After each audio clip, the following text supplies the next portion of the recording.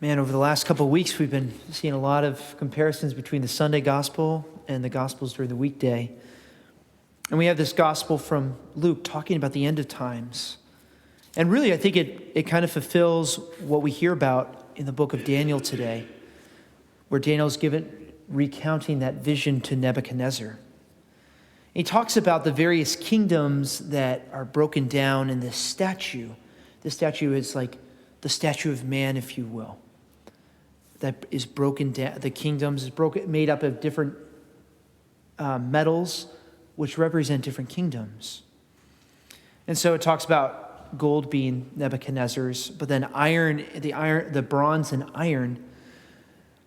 So a lot of commentators, I think even Augustine would even say that the bronze is representative of Alexandria the Great and his kingdom, which spread across the world, but then fractured and fell apart.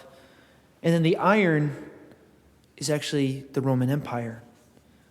Something that was strong, but yet it was so fragile in its brittleness, as mechanical engineers will tell you, with strength of materials. Iron is hard, but brittle, which means under certain stresses, it'll just fracture and break. And so all of these different metals, even this statue, this man, this image, this statue of man, is so fragile because of our original sin.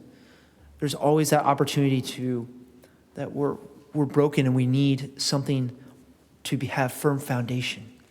And that's where that image of the stone comes in. And that's really, really beautiful. The stone breaks that image, and then from that stone becomes a mountain that spreads throughout the entire world. That is the strength of the church itself, which is founded on the rock, Peter, who was given that authority by Jesus himself.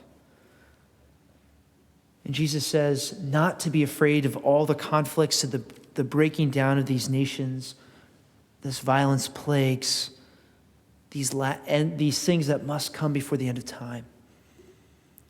We're not called to worry about them so much, but rather to focus on the thing that's most important, which is Christ himself, our true King, who we're called to give our fealty and obedience to. So as we get ready to receive Jesus here in the Eucharist, let us reaffirm our need and our desire to trust in him, especially in the days to come, the struggles of our own end of times in our own lives. Then we may turn to him and not focus on the crazy noise and troubles of the world. May we just focus on him.